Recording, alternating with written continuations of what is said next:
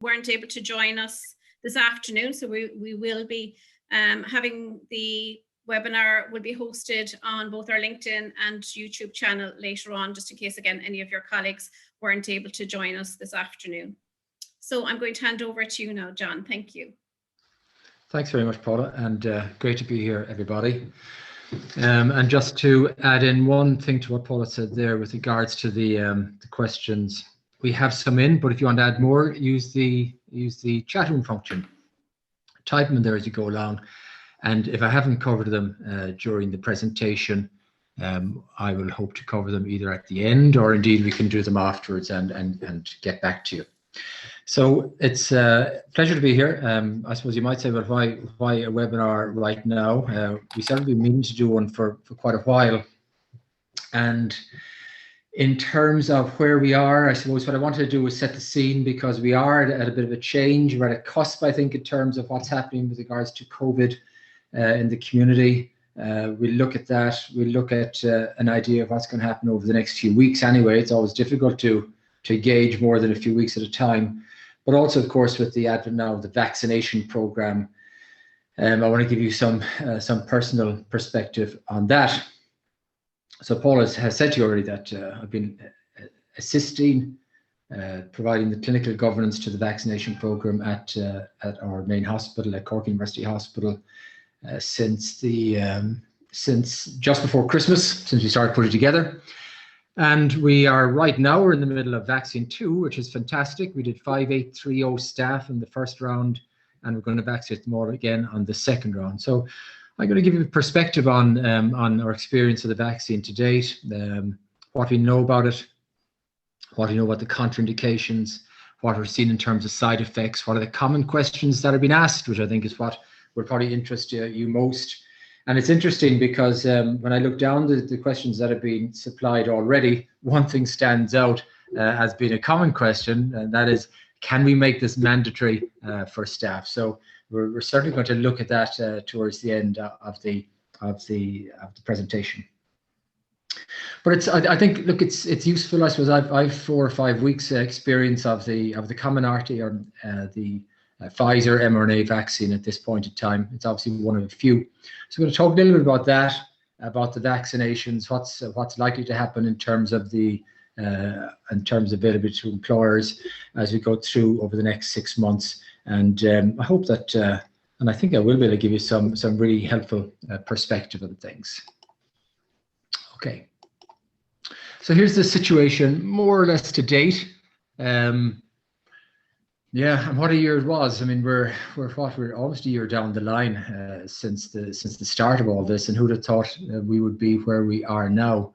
I guess on a lighter note, I'm glad we're on the down slope again. It's certainly plateaued out, and we're certainly decreasing.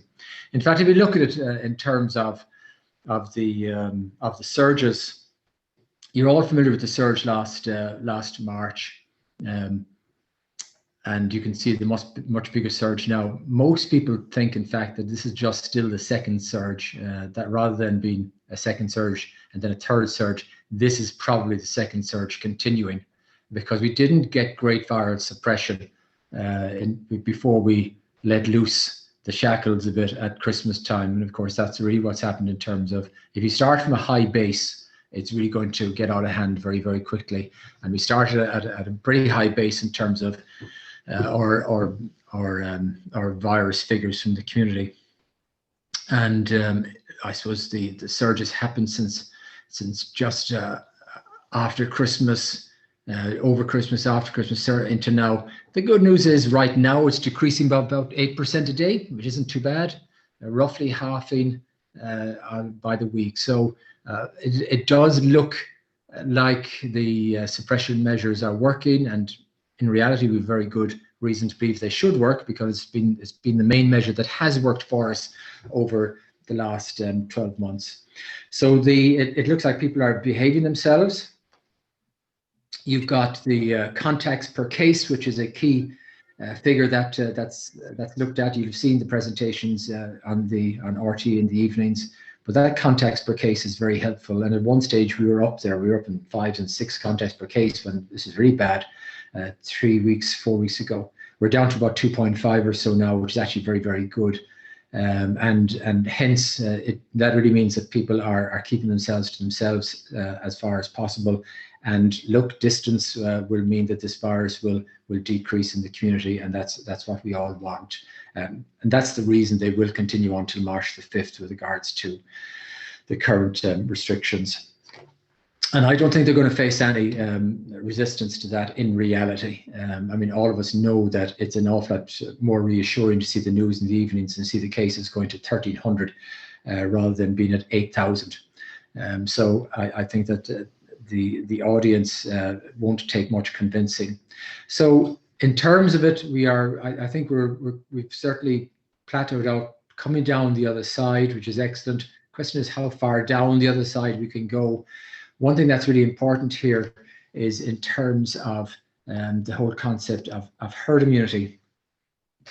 And you see that in this slide.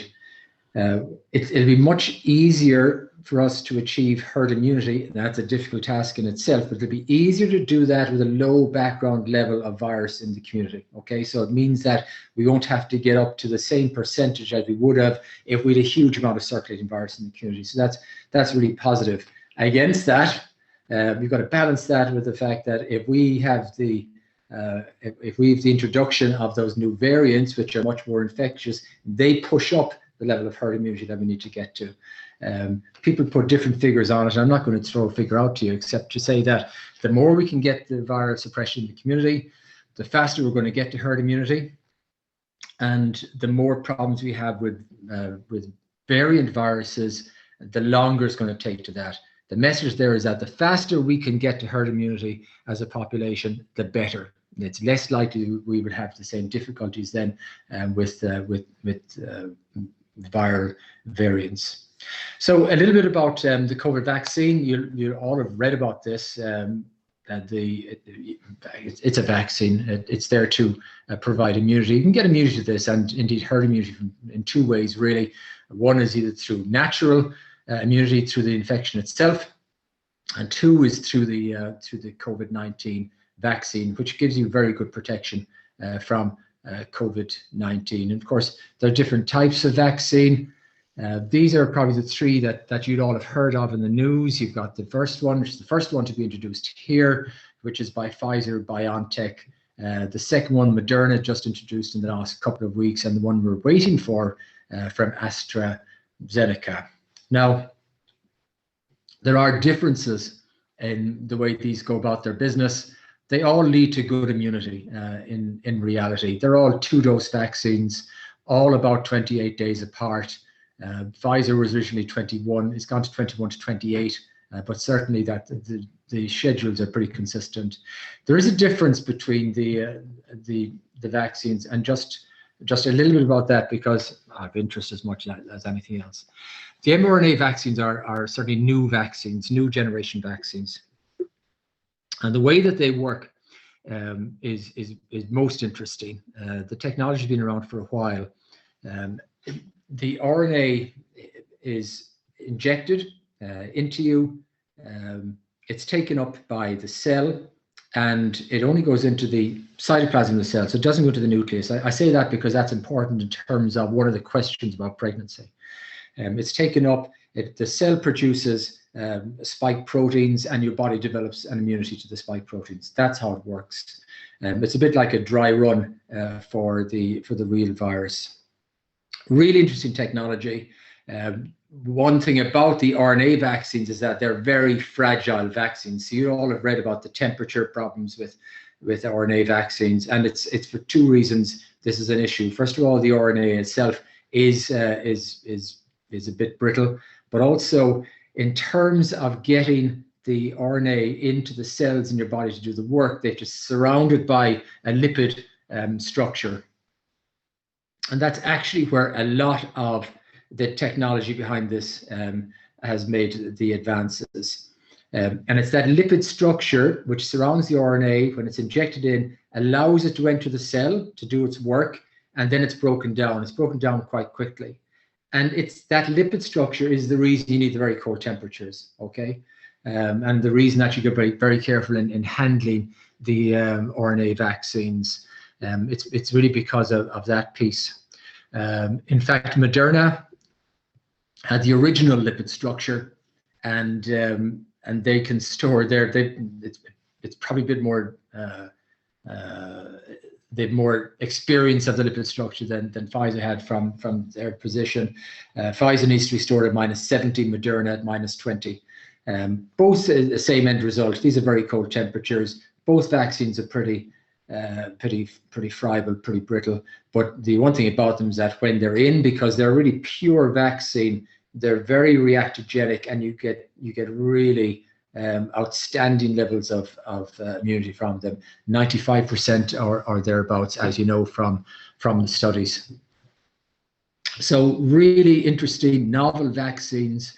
The technology and the advances that have been made with this will be really interesting when we get to post-COVID in terms of developing other vaccines beyond COVID, but it's also really interesting in terms of cancer care and using the same type of technology. So significant strides made not only with the COVID vaccine, but also in terms of the longer term technology advances that have been made with the RNA. So that's the reason behind the very cold temperatures. And just to give you an idea of some of the practical implications of that, as I said to you, we've given about 7,000 doses of it now, but when it's released from the cold chain, you have 120 hours to use the RNA vaccine. When it comes out, it goes to the pharmacy. It's stored from 2 to 8 degrees. When it comes out of pharmacy, you have 2 hours to dilute the vial. When the vial is diluted, you have 6 hours to use it. So it's quite bitty, and it's the sort of thing that lends itself really to big vaccination, big organized vaccination clinics. But really very, very successful in terms of vaccines. As I said, it's very reactogenic, so we do see quite a bit in terms of generalized side effects, fever, myalgia, arthralgia, aches and pains, and so on from the vaccine, but nothing that's insurmountable. I'll come back to that in a bit with regards to the RNA vaccines, because it does have implications with regards to the second dose in particular and your staffing. So I'll just come back to that in 1 second. Just before I move on, and beyond that, there's not much difference between the two RNA vaccines in terms of side effects or in terms of how they go about their business. As you know, it's 2 doses. With regards to duration of protection, we're not sure, probably at least a year. Obviously, it's only around a few months. We're going to find out as we go along in terms of how long the immunity lasts for, but at least a year. There may well be the need for some boosting of that booster vaccination within the year. Again, not sure about that. What about the new variants? It looks like we're okay with the current variants, the UK one, the South African one, and the Brazil one in terms of cover. The current vaccines. The nice thing about the RNA vaccines is that they're very much plug and play, so that if we do get a variant which isn't covered by them, they can recode and produce very, very quickly. So that's different to other vaccines. They really are they can be very quickly recoded. And then, of course, you start the vaccination campaign again. Certainly a lot of concern about the variants and about their infectivity. As you know, the UK one started off at 6% roughly in around mid-December of the Irish virus. And it quickly moved to 25%, 45%, and in about 6 or 8 weeks, it's probably be 100%. They're that infectious, really infectious. Probably not more damaging to your health, as far as we know, but certainly much more infectious.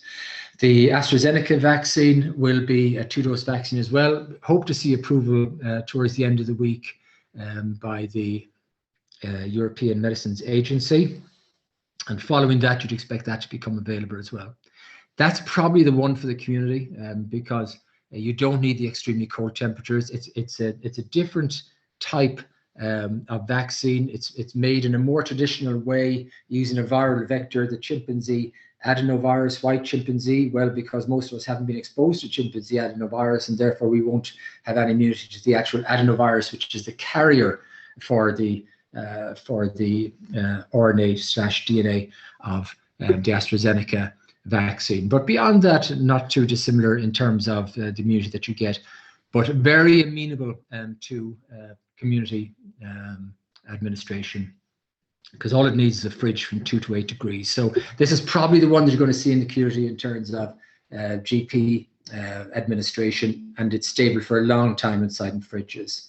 So really where we are at the moment, Pfizer, BioNTech, Moderna just introduced, AstraZeneca not just yet, probably over the next 3 or 4 weeks, and I'm sure you'll all have seen the battle that's going on at the moment in terms of the EU and its interactions with AstraZeneca, in terms of getting their hands on the amount of vaccine that they were promised. And we're hoping, of course, that plays out in a favorable way for us, because that getting that vaccine to the community is really very important for us. Okay. So is the vaccine safe? All right. So yeah, I mean, look, in order to be approved, it's gone through exactly the same clinical trials and safety checks as all other licensed medicines, following the international standards of safety. Our regulator is the European Medicines Agency. As you know, it's given as an injection into your upper arm. Nothing in particular about that. It's diluted with saline. And in general, you need 2 doses of the vaccine to give you the best protection. And you need to get the second dose 28 days after the first dose. So with regards to the second dose timing, not less than 19 days as far as possible. And yeah, I think the evidence is that you do need a second dose of this. And the closer you are to the 4-week mark, the better. Once you get outside that, you're into uncharted waters. As you know, the UK has taken a slightly different approach on the basis they feel that if they can get as much of 1 dose into their population as soon as possible, it might help to flatten their curve. But it is a little bit uncharted with regards to the immunity that you get just from 1 dose. Various figures are quoted. The Israel figure last week was around 30%. The companies are saying sort of 52%, but there just isn't enough good, solid evidence behind first doses, and in particular longevity of effect. This is a 2-dose regimen. And the reason it's 2 doses, by the way, is the first dose is a primer, and the second dose then is you get what's called affinity maturation. So first dose sets it up. The second dose really primes your immune system so that as soon as you get an exposure to the COVID virus, it immediately reacts and chucks everything that it's got in terms of B cells, antibodies, and T cells at the virus. Okay. So what sort of side effects are we seeing? Yeah, look, these are the most common ones. Feeling tired, tenderness, swelling, redness, itching in the arm, headache, swollen lymph glands. We're seeing all of these, muscle pain, joint pain, some nausea and vomiting, fever. Bell's palsy is actually very rare. This is a nerve palsy inside of the face. It's actually very rare. There have been some documented internationally. It's not quite sure whether there's an association or causation, but it's in there. Other weird and wonderful things, people who've had facial fillers may develop a swelling in their face in more than 1 in 10,000. And serious side effects are actually extremely rare. So what's our experience of that? Certainly after the first dose, we see some side effects. After the second dose, you get more side effects. Simple as that. Over half your staff, you can expect to get more significant side effects after the second dose in all of these terms, everything from tiredness, and malaise through to headache and swollen lymph glands and so on. Is it enough to stop people in their tracks? Generally not, although the vaccine manufacturers do advise that you probably shouldn't vaccinate whole departments at the same time, because certainly you will see some sickness absence after the second dose for a day or 2. Not everybody, but you will see it, and it's worth just bearing in mind. People put up with this really well. I mean, for us, I got to tell you, the demand outstrips the supply many times over in terms of the vaccine. And I guess most people do their own, make their own value judgment on this. They say, well, what's the option here? Are we just going to go into a series of lockdown after lockdown after lockdown, or am I going to get the vaccine? And we've had very little in the way of vaccine hesitancy. Okay, it's a healthcare institution, so they'll be very exposed in terms of frontline scene. the COVID cases, but very little in terms of vaccine hesitancy. And more often than not, in terms of questions that I've been asking, people with health issues are coming forward and want the vaccine, unless for some reason they can't get it. And I'll come to that in a second. So we've given 7,000 doses of this vaccine, about nearly 5,500, 6,000 the first time, and we're well into the second one. And we've seen all of these. People reported themselves to the HPRA. Yes, it does make some people unwell enough to be at home from work, but it's small numbers, very small numbers. The vast majority tolerate this very, very well indeed.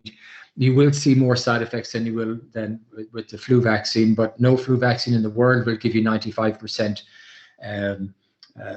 immunity. And that's what you're getting from this. I mean, it's a really reactogenic vaccine giving 95% immunity, and you are going to get these immunological based side effects occurring. I would not let any of these put anybody off getting the vaccine. As a vaccinator, I've had my 2 doses, and I probably had mild headache the first time, nothing at all the second time. And all of these, by the way, settled down. We've seen nobody with anything that lasts more than 24 or 48 hours. But just to be aware that when they do start the large vaccination campaigns, there are going to be people absent from work, particularly after the second vaccine, as a result of side effects. Okay, who can get the vaccine? Almost everyone. There's very few people can't get this vaccine. These are, I suppose, the main contraindication to getting this vaccine is a history of an allergy to the vaccine itself. That in particular, of course, applies to dose 2.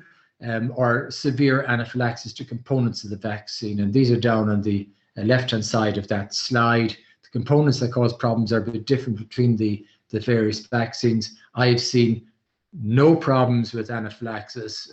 We have given it to everybody who's had a history of anaphylaxis, albeit in the hospital setting. Okay, so whenever we do this, we're totally set up with adrenaline and everything else. And of course, we have an emergency department in the hospital building.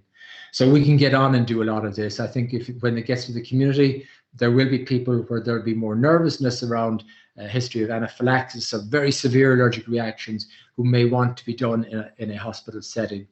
But in general terms, out of the vaccines that we've given, we've seen very little problem with this vaccine, apart from the mild side effects from the previous one. What we do is we keep people with for 15 minutes as a standard, and if they have a history of any anaphylaxis in the past, we keep them for 30 minutes to make sure that they are okay. So this is some of the best information you'll find on the vaccine. Go to the HSE website or to the National Immunisation Guidelines. They're really good, actually, and really very much up to date. I didn't go into the schedule of vaccination. You'd all be familiar with that. And the fact that frontline healthcare workers and long-term residential care facilities are being done right now. There is a vaccine rollout. It needs to get out there as fast as possible and get to herd immunity as fast as possible. And I have no doubt as we go down along the lines, probably there'll be a blurring between the various groups.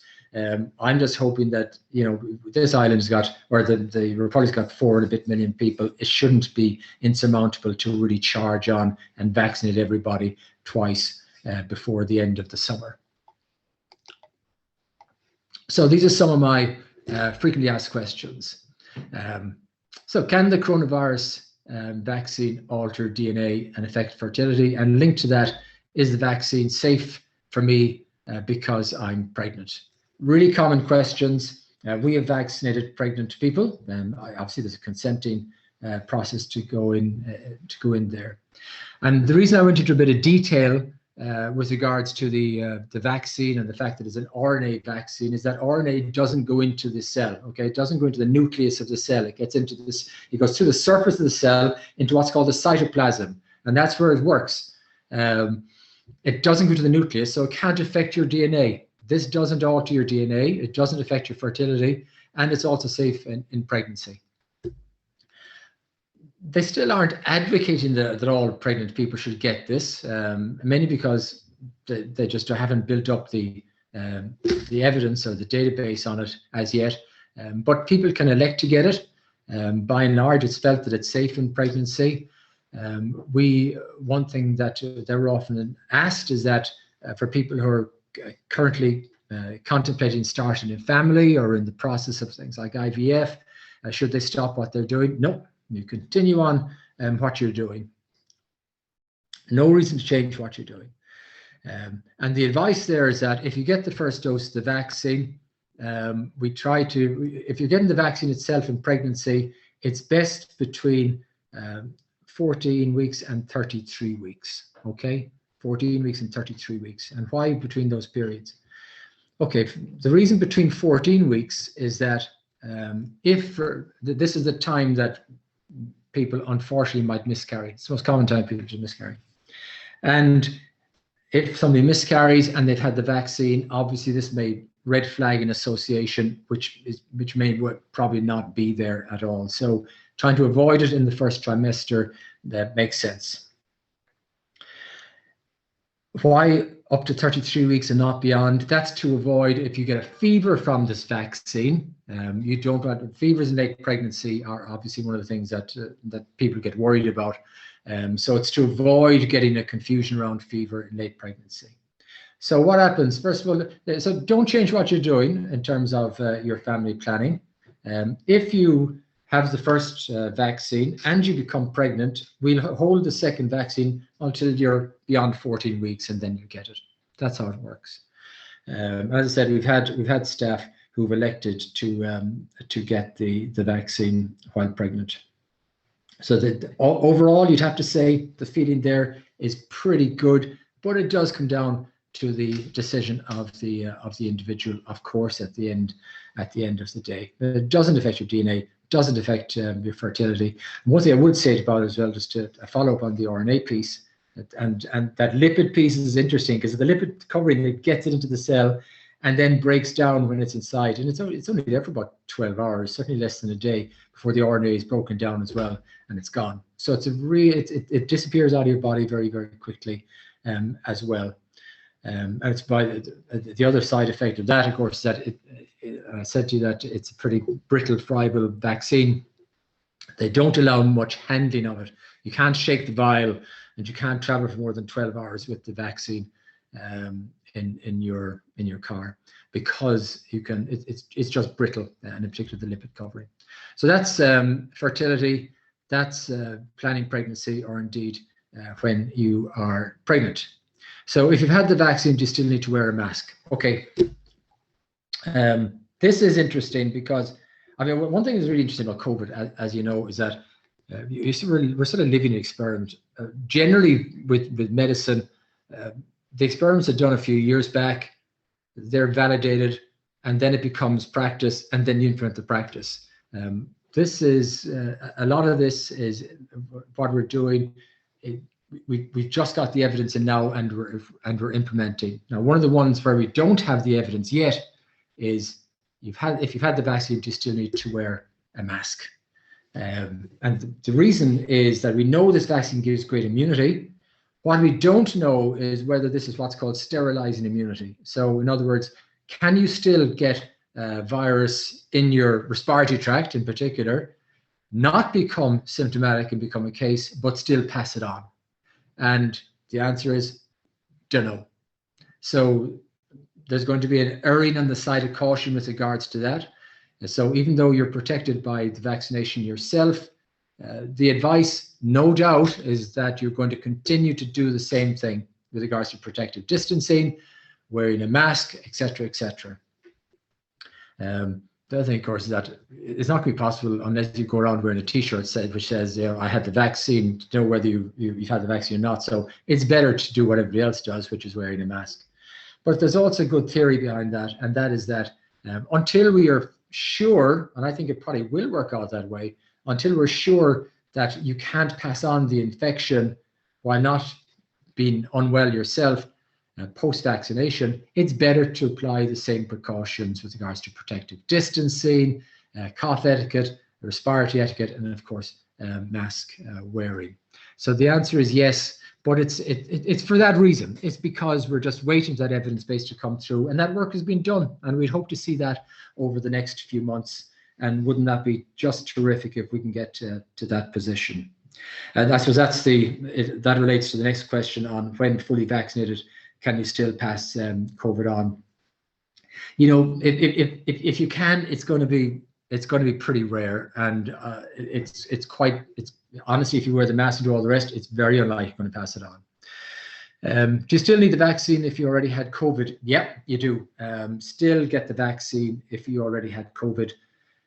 One thing I'd say is that those people who had COVID already, obviously have got immunity for a period of time, at least 6 months. We're not sure thereafter. So it's good to get the vaccine to build on that immunity. Also, we're not sure whether if you had the COVID that we had in this country, whether that'll also give you protection against the variants in terms of your natural immunity.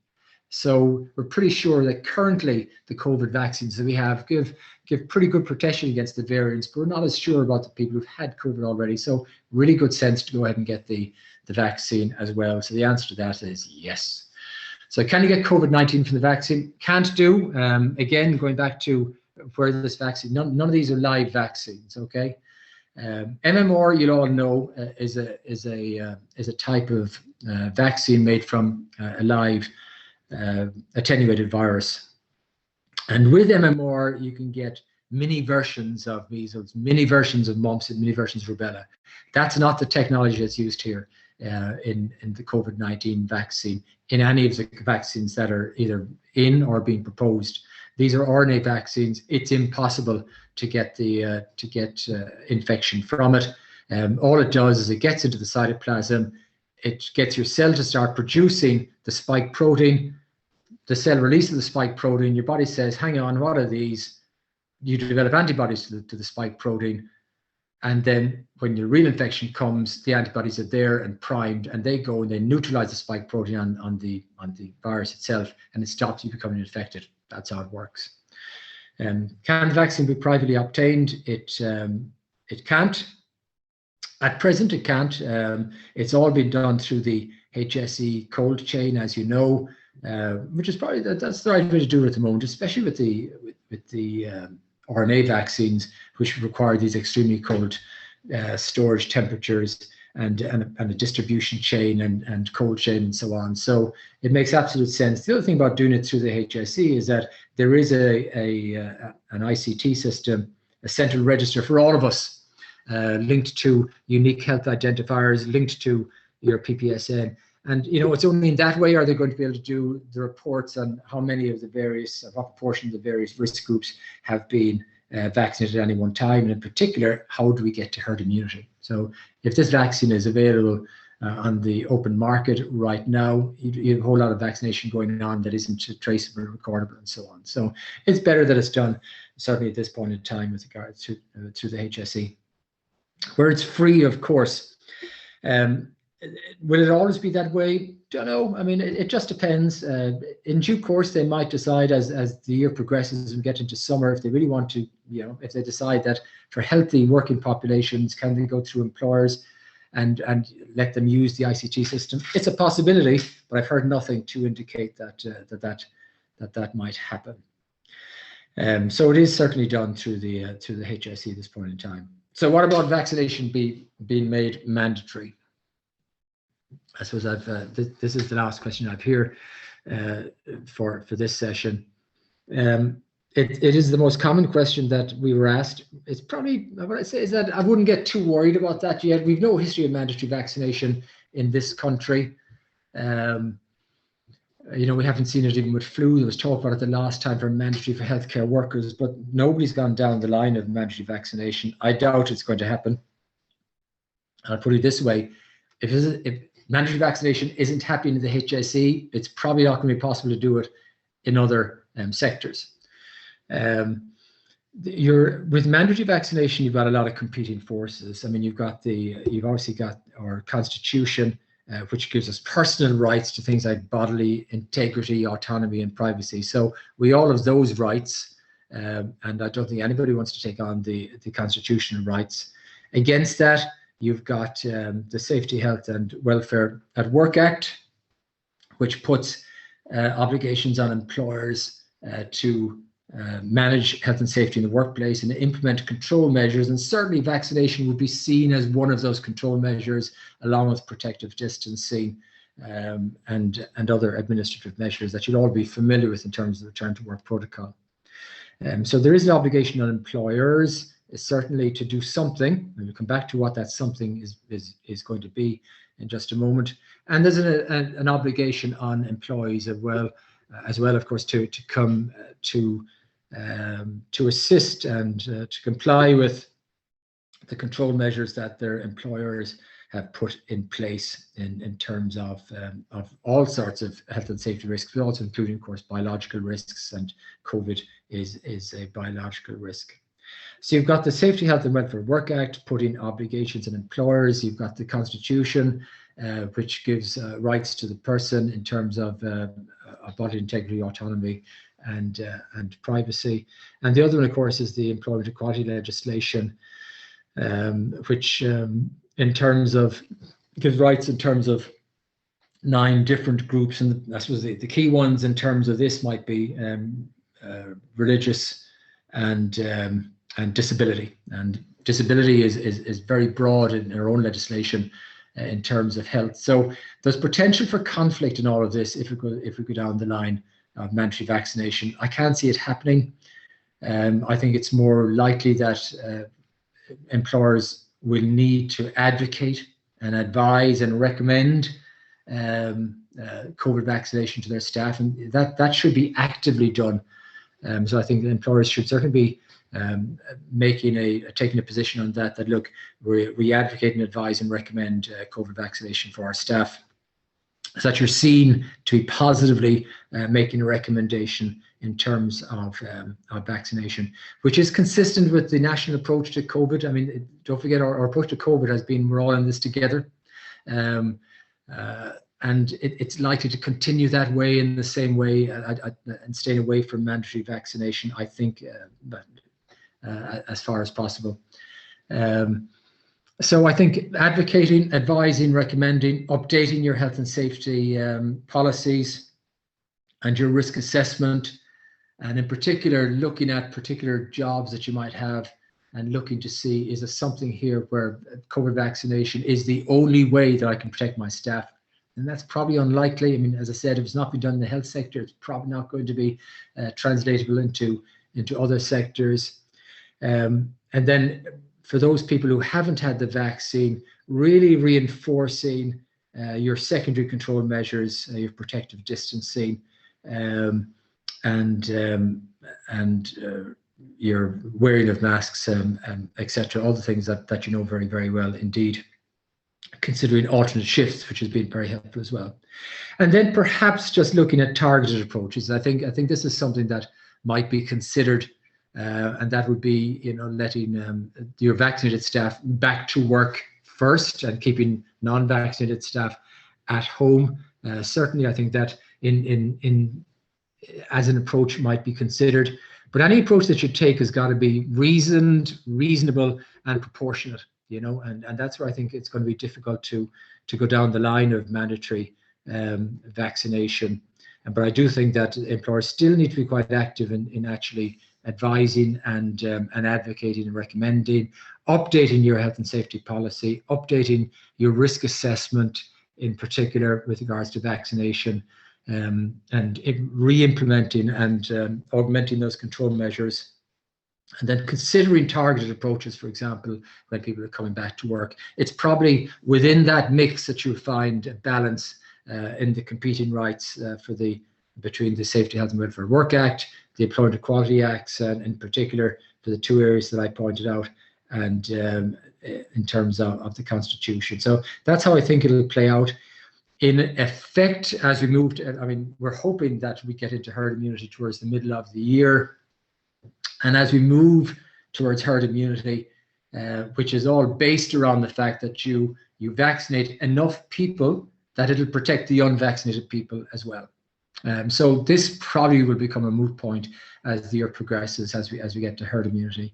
I'd say one other thing, of course, with regards to the mandatory vaccination, is that you have to consider that there may be some staff who had an allergy to the first one who can't complete the course.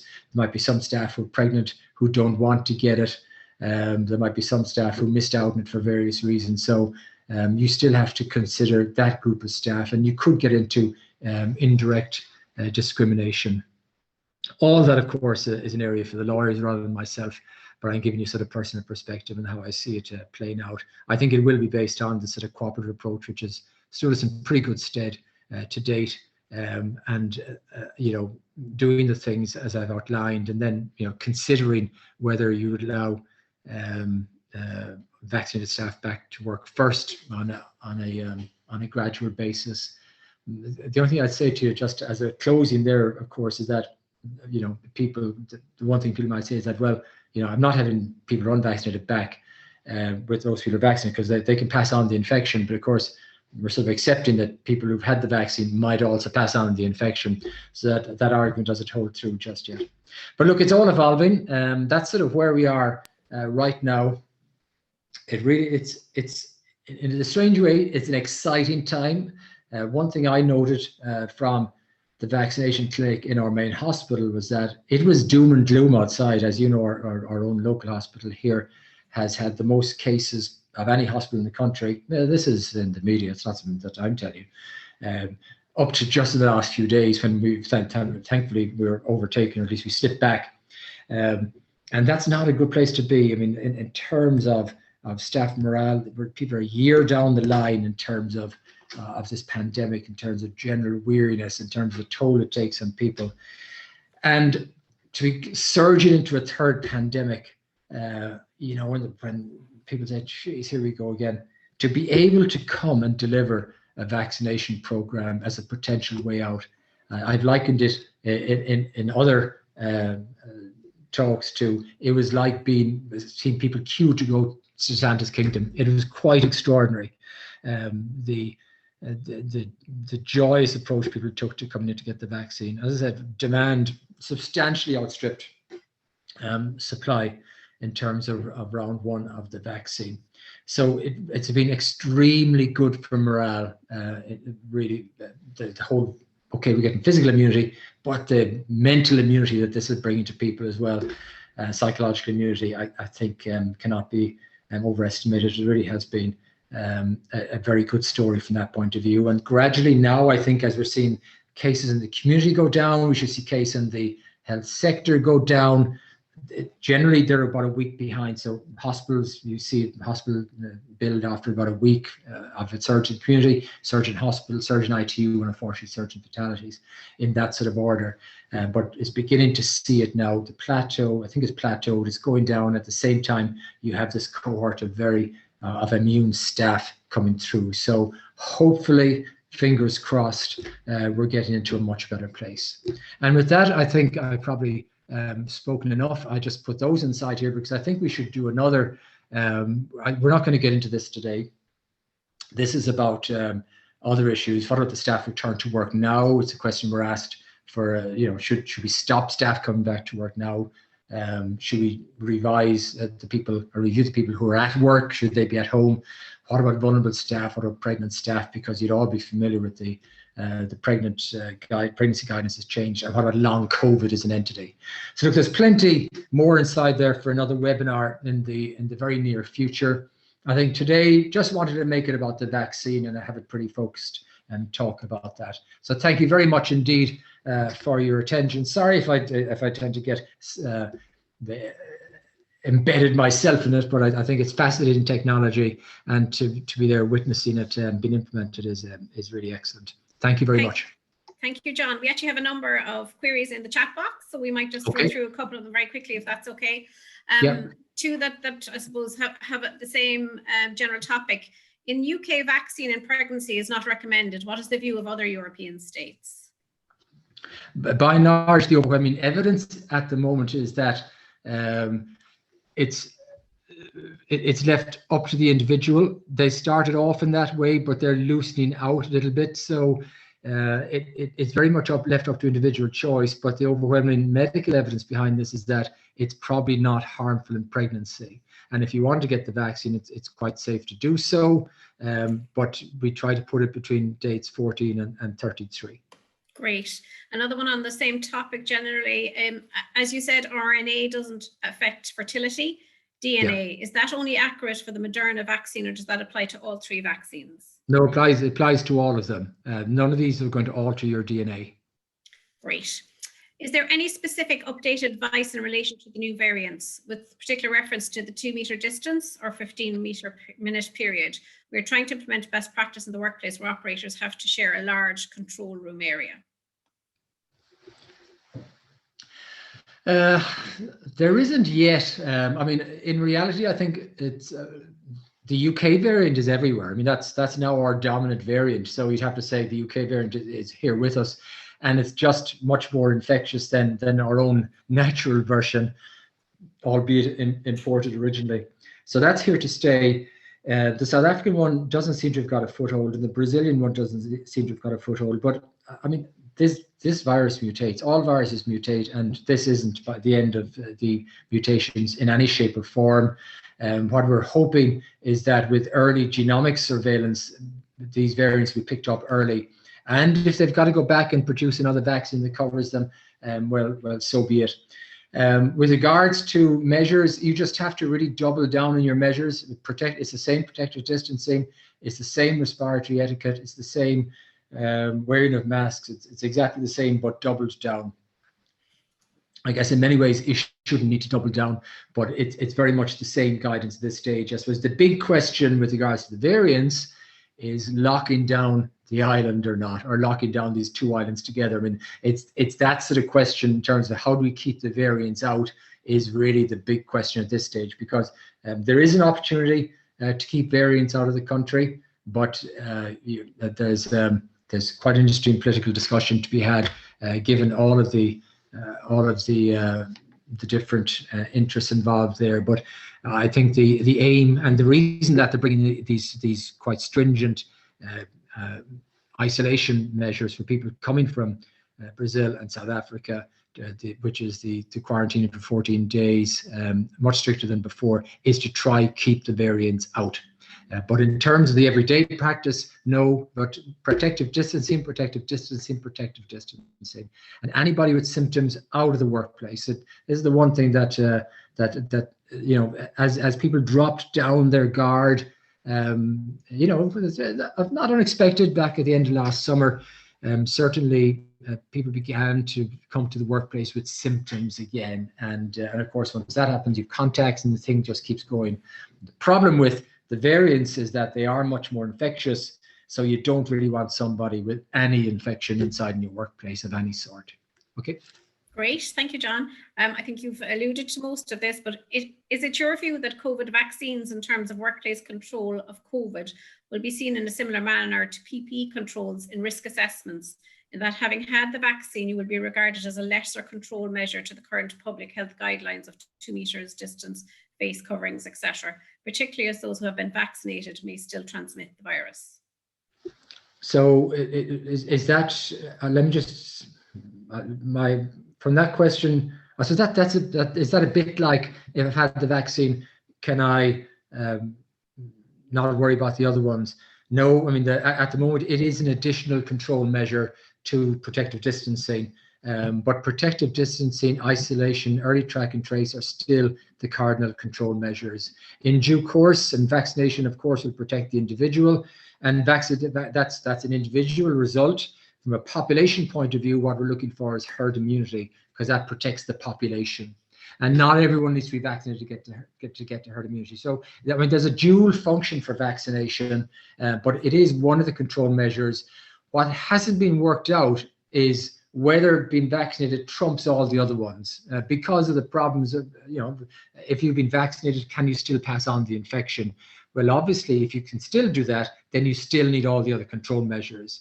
That's going to play out over the next 2, 3, and 4 months, I'd suggest. And in the meantime, it'll be exactly the same control measures as before. Great, thanks, John. Should people with asthma receive the vaccine? Yeah. Yeah. And I think our final one.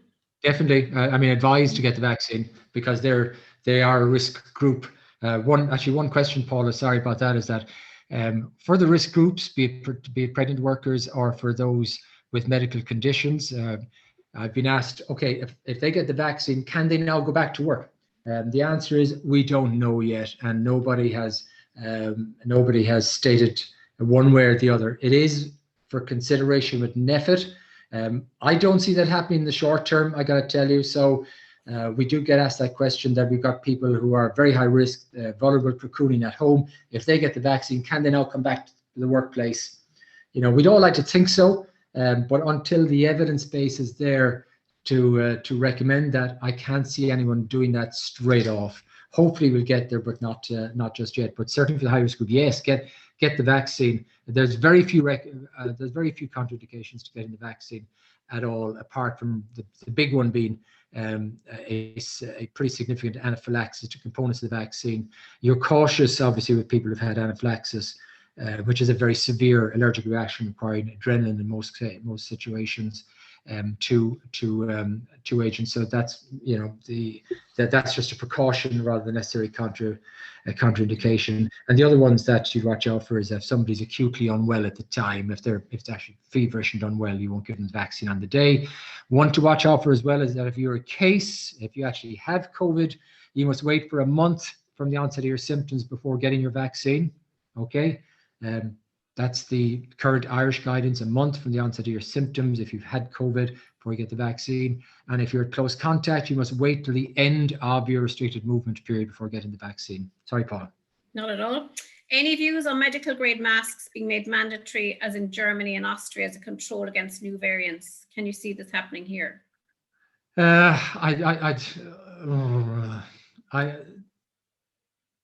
answer is probably not, for a whole lot of different reasons, including things like supply chains and all the rest. I think getting everyone to wear masks properly would be a benefit, because even in the hospital environments, some hospitals with more COVID have moved to the FP2 higher grade masks. Most are wearing surgical masks. You get into how good are visors, how good are non-surgical masks. They're certainly of lesser value than surgical masks, is what I'd say to you, in terms of protection. So I think the focus will probably be on surgical masks, depending on the situation that you're inside here. I think surgical masks is still going to be the standard. Yep.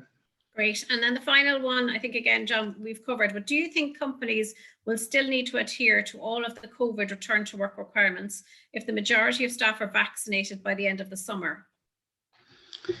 Yeah, it's really interesting. I expect that there'll be renewed national guidance in this, is my answer, folks. I think the guidance will change. We had the last update in around November. At the moment, most employers aren't rushing people back, obviously, and there's certainly we probably got more queries from people saying, should this person stay in the workplace? But even that isn't that common. Most people are just maintaining a status quo. Those who are at home are at home, and most people are not trying to get people back to work, because no doubt the message is, if you can work from home, then you should work from home. I think we're going to end up in a lot of blended working at the end of this, which brings in the whole area of home working, remote working, and the issues surrounding that. Again, another good webinar topic. But I think we'll see lots of blended working for lots of different reasons. I think the return to work protocol will take that into account. It'll also hopefully take into account the evidence base with regards to vaccination, in allowing people back to work, but probably not significant. If it's been written in the next month or two, there'll be no change, is my feeling. If it's been written as we approach herd immunity, you might well find more nuances, but I can't see us taking chances this year. I think we're still going to be doing lots of protective distancing. All the things you've seen in the workplace, I think, will probably stay there for most of this year at the least. Because it's just going to be a bit precarious during that time, and we've all got so used to them. And you've got to be very careful. It takes so long to implement something, to get people used to it and do the right thing. You've got to be really sure before you take it out again, because having taken it out again, getting it back in is a real problem. Constancy and security and consistency, a better word, is very important in terms of public health measures, and people are, there's a security for people in knowing this is what works, and therefore to start disentangling that, You need to really have the evidence base to do that. So that's why I see things changing a bit, but not a massive change in the foreseeable future. Great, thanks, John. I think we're just coming to about our time to finish. I would just like to say a huge thank you to everybody for joining us today. It's been great to have this discussion. As mentioned by John, this would be a series of webinars that we intend to provide to you and support you in the next few weeks. If there are any specific topics that are of interest to you, please just let us know. My colleague Charlotte's contact details are in the chat box there. And again, if there are any specific queries that come to light in the next couple of hours or so, please feel free to reach out to us as well. And as mentioned, we have recorded our session, so we'll be available on our YouTube channels later today or tomorrow as well. So again, thank you so much to everybody for your time. Thank you to John for all your guidance and expertise. And we look forward to talking to you again very soon. Thank you. Thank you. Thank you. Thank you. Thank you. Thank you.